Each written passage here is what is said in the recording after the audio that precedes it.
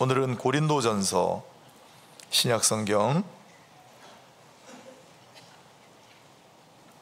263페이지 고린도전서 1장 18절에서 25절까지 제가 봉독하겠습니다. 고린도전서 1장 18절로 25절입니다. 십자가의 도가 멸망하는 자들에게는 미련한 것이요 구원을 받는 우리에게는 하나님의 능력이라. 기록된 바 내가 지혜 있는 자들의 지혜를 멸하고 총명한 자들의 총명을 폐하리라 하였으니 지혜 있는 자가 어디 있느냐, 선비가 어디 있느냐, 이 세대의 변론가가 어디 있느냐.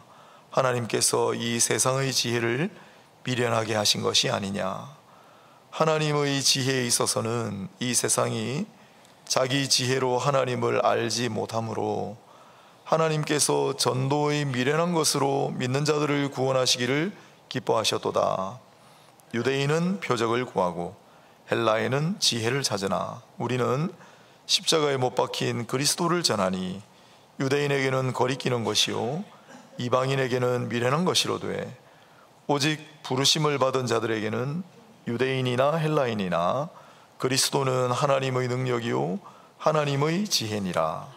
하나님의 어리석음이 사람보다 지혜롭고 하나님의 약하심이 사람보다 강하니라. 아멘. 네, 오늘은 고린도전서 본문으로 나는 왜 그리스도인인가, 나는 왜 그리스도인인가 나눠드린 간지가 있습니다. 6월 나는 그리스도인입니다 라는 전체 주제로 나는 왜 기독교인인가 이렇게 돼 있을 거예요. 나는 왜 기독교인인가, 나는 왜 그리스도인인가. 지난주에 우리 새생명 축제를 했는데 188분 오셨고 오늘 그분들 중에 몇 분이 방문했을지 한 10% 정도 오신 것 같아요. 씨를 우리가 뿌리고 거두는 이는 하나님이시기 때문에 그분들 마음에, 왔다 가신 분들 마음에 복음의 씨앗이 뿌려졌을 거라고 생각하고, 지난주에는 뭘 전했냐면 예수님 이야기를 전했습니다. 그리고 지난주 설교의 가장 중요한 취지는 인생의 가장 위대한 순간, 어쩌면 인생에 있어서 가장 중요한 결정일지도 모르니 한 번 와서 판단하지 마시고 몇 번 오셔서 한번 잘 들어보시라, 예배를 한번 체험해 보시라. 그게 지난주 설교의 가장 중요한 취지였습니다. 한번 가랑비에 옷 젖는다고 말씀을 들어보시고 또한 예배에 참여해 보시면 하나님이 택하셨으면 반드시 구원의 길로 인도하십니다. 그래서 이제 그런 분들을 생각하며 또 기존에 계신 우리 교인들은 내 신앙을 조금 더 돈독히 하는 입장에서 또 오늘 기도하셨습니다마는 우리나라가 내년부터 초고령화 사회로 들어갑니다. 전 인구의 20% 이상이 65세 이상. 그런데 65세 이상 되는 엄청나게 많은 분들 중에 예수 믿는 분 진짜 많이 없습니다. 이렇게 중요한 시국에 나는 왜 그리스도인인가, 나는 왜 기독교인인가 부터 해서 차마 신이 없다고 말하기 전에 내가 누구인지 이제 알았습니다. 그리스도인은 어떻게 성장하는가, 정서적으로 건강한 그리스도인 제목으로 한 달 동안 함께 하겠습니다. 그리스도인이십니까? 그리스도인이 한번 되어봐야 되겠다 망설이고 계십니까? 아직도 그리스도인입니까? 어떻게 성장할 수 있을까요? 정서적으로 건강한 그리스도인이란 어떤 사람일까? 한번 한 달 동안 잘 또 참여해 보시기를 바라면서 오늘은 나는 왜 기독교인인가, 나는 왜 그리스도인인가 라는 주제를 가지고 한번 살펴보려고 합니다. 이 설교를 준비하게 된 이유는 1927년에 영국 출신의 대철학자 버트란드 러셀이라고 하는 분이 이런 책을 썼기 때문이에요. 나는 왜 기독교인이 아닌가. 1927년은 영국이나 미국이 신앙이 굉장히 뜨겁던 시대입니다. 아직도 부흥의 기운이 있던 시대예요. 교회가 엄청 많이 모이던 시대입니다. 그런데 이 영향력 있는 대철학자, 이분이 책장수가 찍고 오늘 세계 철학사라는 책을 썼는데, 지금 제가 아직도 가지고 있잖아요. 참고할 거 있으면 이 책을 봅니다. 여전히 세계 철학사를 쓰시고 세계적으로 영향력이 있는 분인데, 이분이 어느 날 나는 왜 기독교인이 아닌가 라고 하는 책을 쓰는 바람에 이게 엄청난 반향을 일으키고 많은 영향을 끼쳤습니다. 안 좋은 방향으로. 그래서 나는 왜 기독교인이 아닌가 라고 하는 이 책에 대해 나는 아직 기독교인이다, 나는 그리스도인이다 라고 하는 답을 하신 분이 많이 있거든요. 오늘 우리도 우리 나름대로의 답을 제시를 하려고 하는 겁니다. 이 버트란드 러셀이라고 하는 분이 왜 나는 기독교인이 아닌가, 나는 이제 안 믿는다 라고 했을까요? 이게 이 개인의 문제만이 아니고 지구상에 일어난 인류 역사상 발생한 사건들 중에 가장 흥미롭고 역설적인 일이라고 할까, 그게 바로 이 문제잖아요. 믿는 사람들은 안 믿는 사람들을 보면 왜 안 믿을까? 안 믿는 사람들은 믿는 사람들을 보고 저걸 도대체 왜 믿고 있나? 참 흥미로운 역설적인 주제입니다. 버트란드 러셀은 기독교 전통이 있는 나라에 그런 가문에서 태어나가지고 어느 날 나는 이제 안 믿는다라고 선포를 해버렸습니다. 왜 그럴까요? 이유가 쭉 적혀 있는데 오늘 본문을 한번 보겠습니다. 그 이유가 1927년 영국의 사건이지만 이미 성경에 있다. 시대와 장소는 변하지만은 본질적인 면은 변하지를 않습니다.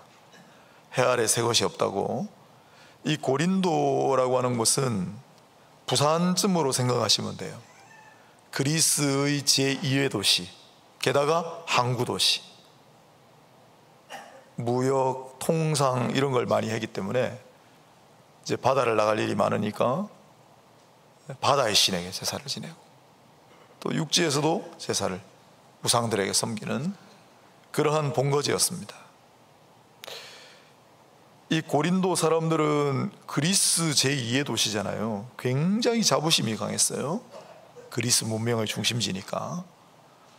이 고린도에 바울이 가서 상당히 오랜 기간 동안 복음을 전하고 교회를 세웠습니다. 제자들을 양성하고.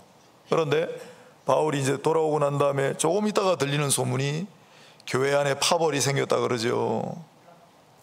이단들이 막 발흥을 한다 그러죠. 은사와 능력은 넘치는데 분열과 다툼이 생기고 그런 교회였어요. 그 고린도에 바울이 여러 번 편지를 보냅니다. 이례적으로. 그 중에 첫 번째 편지가 성경에 편입이 됐는데 그 1장에 나오는 얘기예요. 18절입니다. 십자가의 도가 멸망하는 자들에게는 미련한 것이요 구원을 받는 우리에게는 하나님의 능력이라. 고린도는 그리스 지역이기 때문에 본문에도 있지만은 이방인들, 헬라인들이 많이 살았습니다.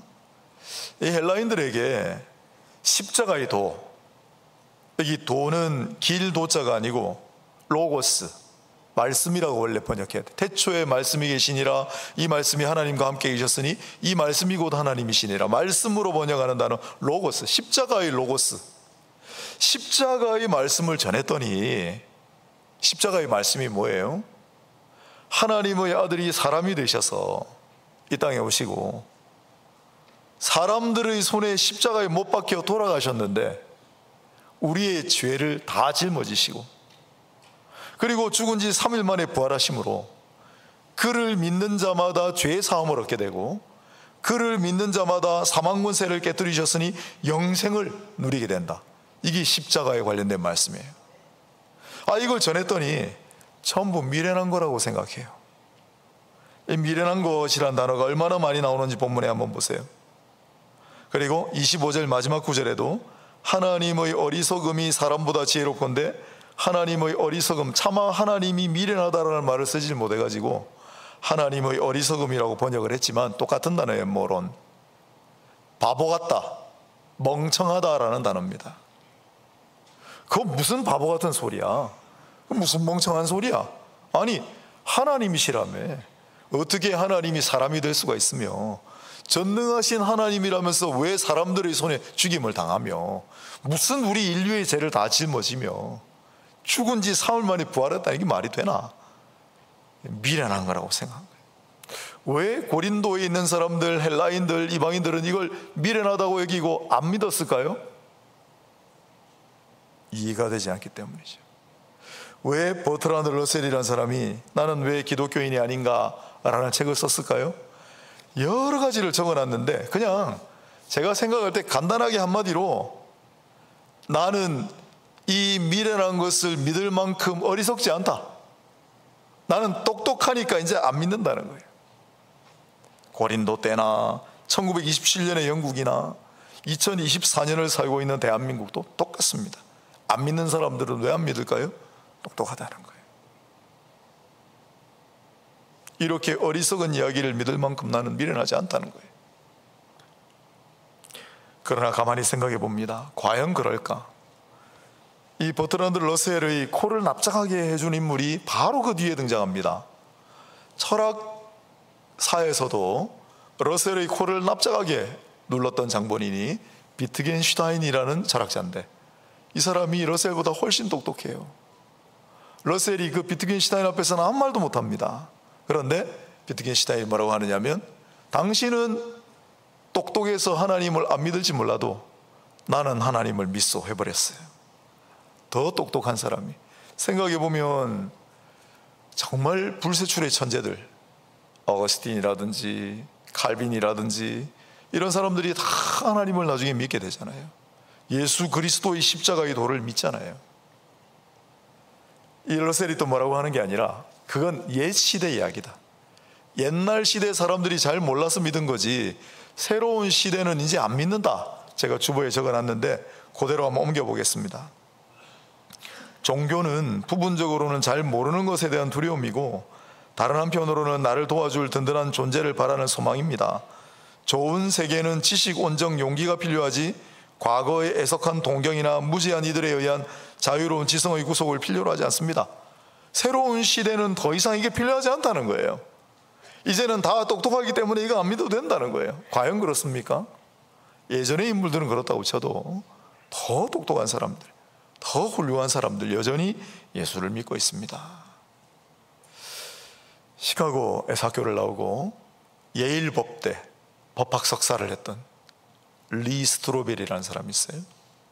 이분은 시카고 트리뷴지의 기자였습니다. 어느 날 내가 이 예수의 부활이 완전히 가짜고 날조고 조작된 거라는 걸 한번 밝혀보겠다, 기자로서 전 세계 취재를 다닙니다.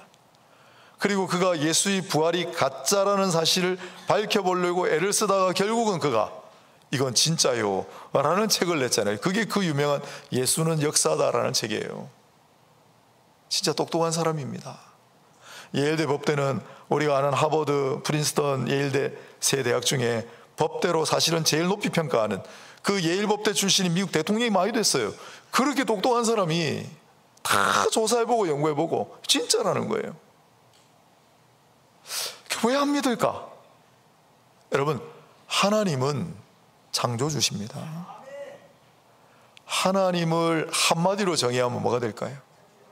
하나님을 하나로 상징한다면 그것은 뭐 여러 가지로 있을 수 있겠죠. 하나님 사랑이시다라든지 하나님 자비로우시다라든지. 그러나 우리 피조물과 구별되는 창조주로서의 하나님의 속성을 한마디로 밝힌다면 영광이 될 거예요. 하나님 그냥 영광 자체예요.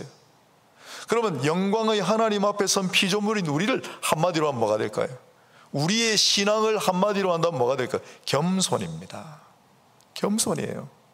아무리 똑똑한 사람도, 아무리 불세출의 천재도 하나님 앞에 서면 한낱 피조물에 불과해요. 우리가 하는 게 얼마나 있습니까? 신앙은 겸손이에요. 내가 못 믿겠다, 잘 안 믿긴다, 혹은 신앙에 자꾸 회의가 드는 분들, 다시 한번 십자가의 도, 미련한 것이 아닙니다. 겸손하게 그 앞에 엎드려 가만히 생각하고 간구하면은 하나님의 놀라운 역사를 반드시 깨닫게 하실 줄로 믿습니다. 이어지는 구절을 한번 봅시다. 19절. 기록된 바 내가 지혜 있는 자들의 지혜를 멸하고 총명한 자들의 총명을 폐하리라 하였으니, 이사야서라고 하는 구약 성경을 인용하는 구절입니다. 바울은 고린도서를 쓴 아주 똑똑한 사람이었고 구약 성경을 많이 인용하였습니다. 그래서 우리가 믿을 수 있다, 내가 기독교인입니다 라고 할 때 그 근거가 되는 것이 바로 성경입니다. 우리나라에서도 존 스토트 목사님도 나는 그리스도인입니다 라는 책을, 러셀의 책에 대항하는 책을 쓰셨는데, 최근에 차재승 교수님이란 분이 왜 나는 아직도 그리스도인인가 라는 책을 썼어요. 여기 제일 앞부분에 특이하게 이분이 성경 얘기를 해요. 성경은 진짜 하나님의 말씀이다. 자, 여러분, 성경이 사람이 쓴 책이 아니고 인간의 역사책이나 문학이 아니고 성경이 정말로 하나님의 말씀이라면 이 성경을 기록하게 하신 하나님이 계신 거잖아요. 그러니 성경이 굉장히 중요하다 이 말이죠. 바울은 다른 근거를 내지 않고 성경을 자꾸 인용합니다. 성경은 살아계신 하나님의 말씀이기 때문입니다. 우리 신앙과 삶의 유일한 법칙, 성경입니다. 성경은 하나님의 말씀입니다. 성경은 인간이 알고 있는 사실보다 더 놀라운 많은 비밀들을 그 안에 기록하고 있습니다. 최근에 우주 물리학자들이 밝혀낸 사실이, 관측을 하다가 지금 과학이 발전해가지고 망원경도 더 많이 발전하고, 예전에는 우리가 관측할 수 없었던 우주의 부분을 많이 지금 관측하고 있는데, 최근에 발견한 사실 중에 하나가, 과학자들이 깜짝 놀라게 된 게 어마어마한 규모의 천체를 발견을 해냈어요.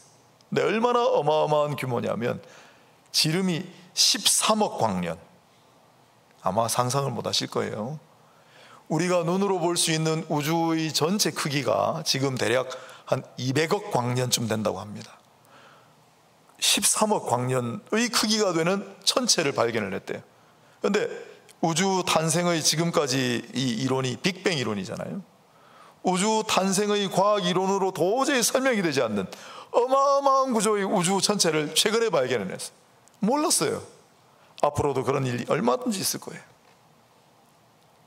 성경은 오래전부터 인간이 알지 못하는 진실을 많이, 묘성이라든지 삼성이라든지 히타이트 족속이라든지 많은 것을 성경이 이야기합니다. 성경은 하나님의 말씀이기 때문에 그렇습니다. 시간이 없어서 오늘 다는 못하지만은 성경은 하나님 말씀인가? 또 하나님 진짜 존재하시는가? 이런 부분들 우리가 한번 생각해 보겠습니다. 이 성경을 통하여 하나님을 만나시고 성경을 통하여 하나님의 존재를 확신하시는 그러한 은혜가 누군가에게 있기를 바랍니다. 여러분, 성경은 하나님의 놀라운 말씀이라 자증력이 있다고 그래요.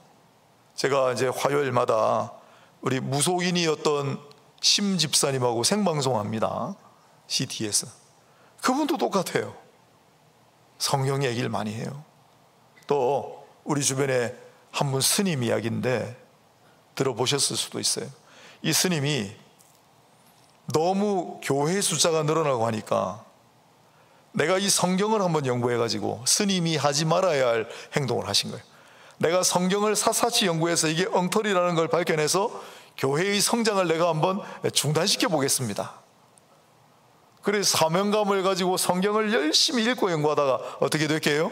그리스도인이 됐습니다. 최근에 일어난 일입니다. 하나님이 어디 있냐고요? 하나님 믿기가 좀 어렵다고요? 성경을 보십시오.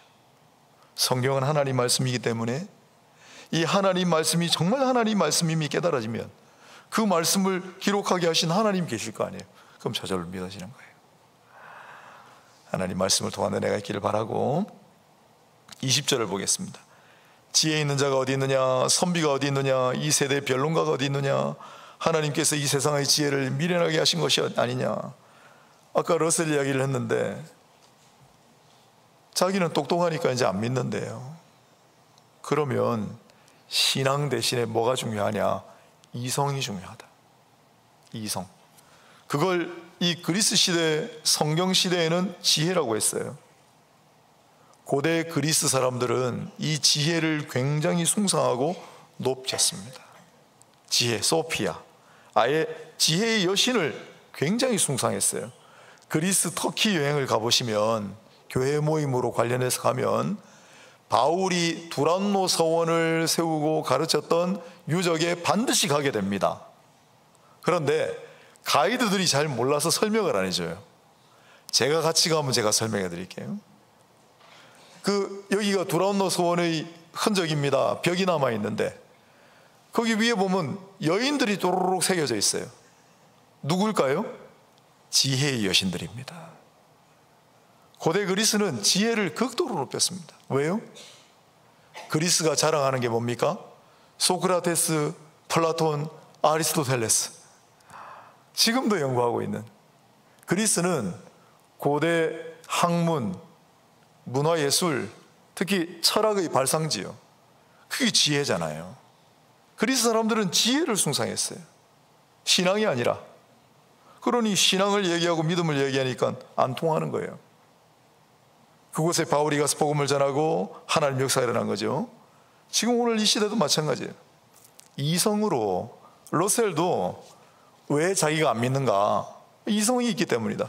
왜 지금 새로운 세상은 더 이상 신앙을 필요로 하지 않는가? 우리에겐 이성이 있기 때문이다. 뭐라고 했습니까? 좋은 세계는 지식과 온정과 용기가 필요하지, 과거의 동경이나 무지한 자들이 자유로운 지성의 구속을 만들어 놓은 그게 신앙이라는 거예요. 그거 더 이상 필요하지 않다는 거예요. 이성의 신화를 믿어요. 자, 여러분, 18세기, 19세기가 계몽주의 시대였고 이성을 극도로 존중하던 시대였어요. 그리고 인류는 정말 발전을 거듭해가지고 20세기 오면은 그 어느 때보다도 풍요하고 그 어느 때보다도 번성하고 그 어느 때보다도 학문과 기술과 문화, 예술이 꽃피던 시기를 살았어요. 우리가 인류는 계속 나아지고 있는 것 같았어요. 하나님의 도우심이 없어도. 그런데 20세기 딱 무르익을 때 딱 터진 사건이 뭡니까? 1, 2차 세계대전이었습니다. 도저히 이성적으로 납득할 수가 없는, 그렇게 발달했다고 하는 이성적인 사람들이 어떻게 그런 만행과 끔찍한 살육과 세계를 파괴하는 사건을 저지를 수가 있어요? 이성의 신화가 깨지는 거죠. 20세기 지난 세기를 돌아보십시오. 지금도 마찬가지고 러시아 우크라이나 전쟁하고 있죠. 가자 지구에 지금 이스라엘 전쟁하고 있죠. 수많은 살육과 참극과 엄청난 사건들이 지금도 벌어지고 있어요. 이성의 신화라면 사람들이 점점 이성을 가지고 더 나은 세상을, 또 더 나은 인간을 만들 수 있다면 왜 이런 결과가 생겨요? 그게 허상이라는 걸 보여주는 거예요. 날이 갈수록 러셀은 기독교는 종언을 구할 거다라고 생각했어요. 그러나 날이 갈수록 이 세상에 기독교인이 늘어갑니다. 지금 전 세계 최고로 많은 숫자를 자랑하는 종교는 기독교입니다. 25억 명이 넘습니다. 앞으로도 계속 증가할 거예요. 왜 그렇습니까? 이성이 아니라 신앙이 바로 개인을, 이 사회를, 세상을, 역사를 변화시키고 좋은 방향으로 개인과 사회와 역사에 선한 유익을 줄 수 있는 유일한 것이기 때문입니다. 20절을 한번 보세요. 지혜 있는 자가 어디 있느냐, 선비가 어디 있느냐, 이 세대의 변론가가 어디 있느냐. 참 기가 막히지 않습니까? 바울을 통해 지혜 있는 자 한번 나와보라는 거예요. 이 시대 여기 지혜 있는 자는 그냥 보통 명사로 써도 되지만 제가 생각할 때 여기 지혜 있는 자는 철학자들을 가리킵니다. 예. 철학자들이 어디 있느냐. 선비는 유대인들에게는 율법을 기록하는 서기관, 헬라인들에게는 학문을 전문적으로 연구하는 사람들, 학자라고 해볼까요? 철학자가 어디 있느냐, 서기관들이 어디 있느냐, 변론가. 이 시대에 제일 인기 있는 직업이 변호사입니다. 어거스틴도 변호사였고 키케로도 변호사였고. 자, 말 잘하는 사람들, 논리로 무장한 사람들, 철학자는 어디 있느냐, 서기관은 어디 있느냐, 변호사들은 어디 있느냐, 다 나와보라는 거예요. 하나님께서 결국은 이 세상에 똑똑하다고 하는 세상의 지혜를 다 오히려 미련하게 하신 것이 아니냐, 맞는 얘기죠. 21절도 마찬가지인데 하나님의 지혜에 있어서는 이 세상이 자기 지혜로 하나님을 알지 못하므로 하나님께서 전도의 미련한 것으로 믿는 자들을 구원하시기를 기뻐하셨도다. 이 세상의 지혜, 이 세상의 발달한 학문, 이성이 인간을 구원하지 못한다. 이 세상을 변화시키지 못한다 하는 거예요. 많은 사람들이 이성의 신화로 우리가 더 나은 삶, 더 나은 세상을 만들 수 있다고 생각했습니다. 그리고 이러세리 반박한 내용이 중간에 하나 있는데, 종교가 인간 사회에 좋은 일을 한 게 뭐가 있느냐는 거예요. 오히려 종교 때문에 싸움이 일어나고 종교 마녀 재판을 일삼았고 그런 부정적인 이야기들을 해놨어요. 하지만 물론 그런 면이 없잖아 있기는 해요. 하지만 이 하나님의 말씀에 기반한 종교가, 기독교가 인간 사회와 인류 역사에 선한 유익을 끼친 것은 비교할 수 없을 조차 더 많습니다. 정말 아주 좋은 증인이 되시는 김형석 교수님, 이분이 100세가 넘었지 않습니까? 얼마 전에 책을 펴내셨어요. 또 우리 임 장로님 계신데 임정덕 장로님 쓰신 책이 지금 막 굉장히 반향을 일으켜, 책 엄청 힘들게 쓰셨거든요. 책 한 권 내는 게 쉽지가 않아요. 그런데 이 김형석 교수님은 100세가 넘었는데도 어떻게 지력이 아직도 살아있고 필력이 살아있어가지고 책을 쓰시는지 몰라요? 100년을 사셨어요. 100년을. 우리 한국 기독교의 처음부터 지금까지를 다 보신 분이에요. 이분이 왜 우리에게 기독교가 필요한가라는 책을 하나 쓰셨거든요. 왜 나는 기독교인이 아닌가? 무슨 소리? 우리에게 여전히 기독교가 필요하다 책을 쓰시는, 거기다가 뭐라고 쓰셨냐면, 이분은 자기가 100년 동안 세월을 살면서 눈으로 보고 귀로 들은 걸 직접 증언하시는 거예요.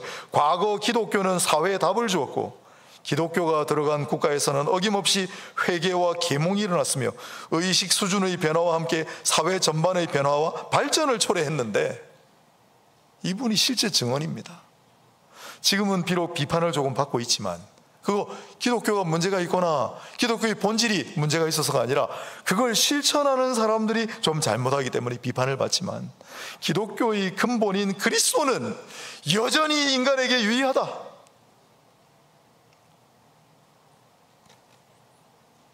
종교가 우리 문제를 해결할 수 있는가? 기독교가 우리 사회의 문제를 해결할 수 있는가라고 물어봅니다. 사람들이. 이분들은 아니오라고 대답하지만은 우리의 답변은 한결같습니다. 그렇다입니다. 인간의 문제와 사회의 문제와 인류 역사의 근본적인 문제를 해결할 수 있는 길은 오직 예수 그리스도밖에 없다. 오직 기독교만이 이 인간과 사회와 역사에 대한 해답이다 라는 사실을 오늘 다시 한번 생각하고, 이제 막 초입에서 망설이고 계신 분들은 한 번 더 생각을 해보시고 기독교에 한 번 더 한 발짝 더 발걸음을 내디디셔서 우리 인간과 사회와 역사 모든 것의 문제의 해결점이 되는 예수 그리스도, 이 기독교 안에서 그 답을 찾아보시기를 바랍니다. 말씀드린 바와 같이 그리스도는 아무 문제가 없습니다.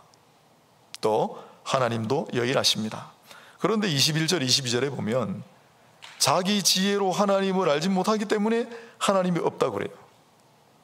22절에 유대인은 표적을 구하고 있죠. 눈에 보이는 뭔가가 있어야 내가 하나님 믿겠다고 얘기하는 거예요. 하나님 없다고 얘기하는 거예요. 이 러셀의 책에도 신의 존재, 신은 존재하지 않는다라고 써놨어요. 신이 어디 있나? 여러분, 하나님 있습니까? 하나님 어디 계시죠? 왜 하나님이 계시지 않다라고 생각하게 됐냐면, 하나는 창조의 문제, 진화론의 문제고, 또 하나는 인생의 고난의 문제예요. 잘 아시죠? 하나님이 계시다면 하나님을 믿고 사랑하는 자들에게 왜 고통을 허락하시는가? 이런 문제들 말입니다. 하나님이 정말 계신가? 그건 우리 다음 주에 한번 더 자세히 나눠보기로 하고, 인간이 자기 지식, 자기 경험의 수준으로 하나님을 느끼고 알 수 없다는 이유로 하나님이 계시지 않는다라고 하는 것은 무리가 있습니다. 무신론자들은 아무 근거 없이 신이 없다고 얘기해요. 신이 없다는 증거를 제시하지 못해요. 무신론도 하나의 믿음이에요. 신이 있다는 것도 믿음이에요. 어떤 믿음을 택하시겠습니까? 그리고 23절 이하에 십자가에 못 박힌 그리스도를 전하니 유대인에게는 거리끼는 것이요 이방인에게는 미련한 것이로되 부르심을 받은 자들에게는 하나님의 능력이고 하나님의 지혜다. 십자가는 유대인들에게 저주의 상징이었습니다. 그래서 유대인들은 거리끼는 것이라고 했고, 또 십자가는 이방인들에게는 미련한 것이라고 말씀드렸죠. 그러면 부르심을 받은 자들, 우리에게는 어떻습니까? 이것이야말로 하나님의 지혜고 하나님의 능력입니다. 우리는 바로 이것을 전하는 것입니다. 문제는 그리스도에 있는 것이 아니라 그리스도인에게 있다고 말씀드렸습니다. 그래서 고린도서 1장에 그리스도를 이야기하고 바로 그 이어지는 구절들에 그리스도인을 이야기하는 겁니다. 안 믿는 사람도 있지만은 육에 속한 사람, 육신에 속한 그리스도인도 있고 신령한 그리스도인도 있다라고 얘기합니다. 그리고 예수 그리스도의 참된 도를 바로 전할 수 있는 사람은 바로 신령한 그리스도인이다 라고 이어지는 구절에서 이야기하고 있습니다. 그런 의미에서 우리 신앙의 선배들이 또 많은 글들을 썼습니다.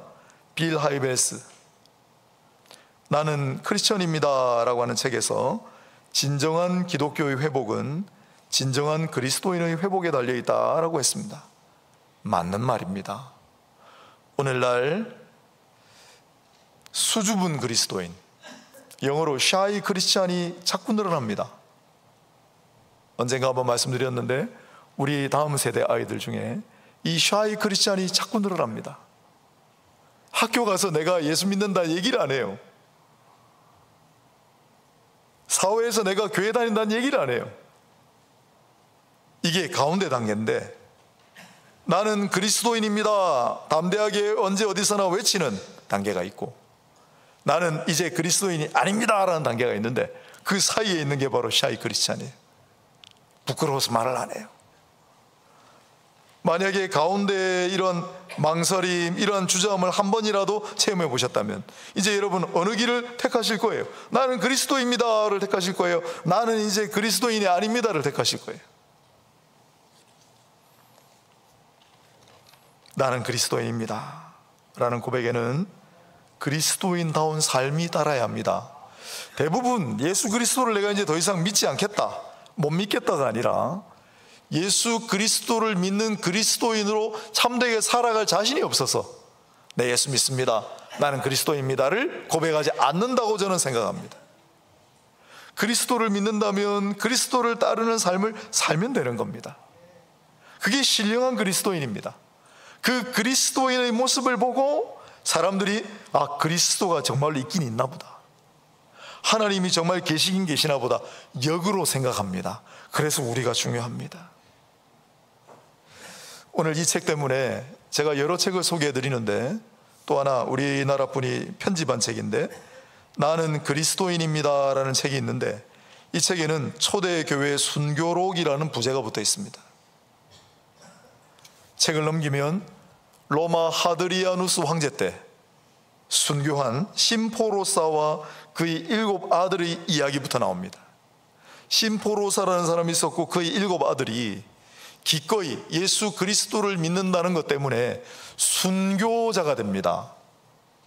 여러분, 예수가 뭐길래 예수 끝까지 믿겠다고 하면 다 죽이겠다,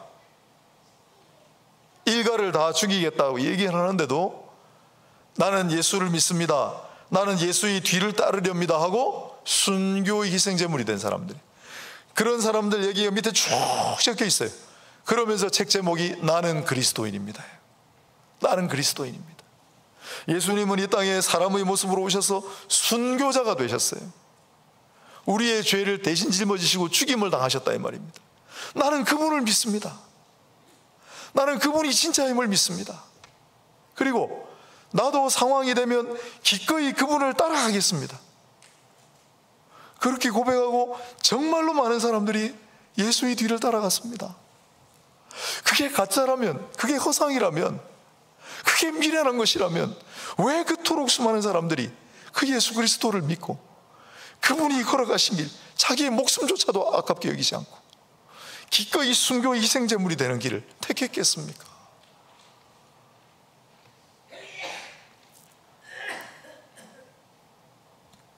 고린도에 바울은 편지를 써서 예수 그리스도야말로 하나님의 지혜요 하나님의 능력이라. 그런데 그리스도께서 십자가에 못 박혀 돌아가셨다. 너희는 비록 미련한 것으로 여길지 몰라도, 너희는 비록 어리석은 것으로 여길지 몰라도, 지극히 약한 것으로 생각할지 몰라도, 그것이 바로 하나님의 지혜고 이 세상을 살리는 하나님의 능력이고 이 세상의 사람들을 구원하는 하나님의 지혜와 능력이다 라고 쓴 거예요. 이때나 버트란드 러셀이 활약하던 1927년이나 2024년이나 동일합니다. 여전히 사람들은 이것을 미련한 것으로 여기고 이해하지 못하고 납득하지 못하기 때문에 믿지 못하겠다고 이야기하지만, 신앙은 겸손이라. 우리 하나님 앞에 머리를 숙이고 성경 말씀으로 들어가 십자가 예수 그리스도를 만나고 부활하신 주님을 체험할 때 우리에게 믿음이 생기고 하나님의 영광을 위하여, 우리 주 그리스도를 위하여 살아가는 믿음의 인생들이 되게 하실 줄로 믿습니다. 우리 인생의 가장 중요한 결단, 우리 인생의 가장 중요한 일일지 모릅니다. 처음 이제 예수 믿고 또 교회로 나와야 되겠다 생각하시는 분들, 다시 한번 잘 생각해 보셔서 이것이 진리입니다. 이게 진짜입니다. 이 하나님의 세계로 들어오십시오.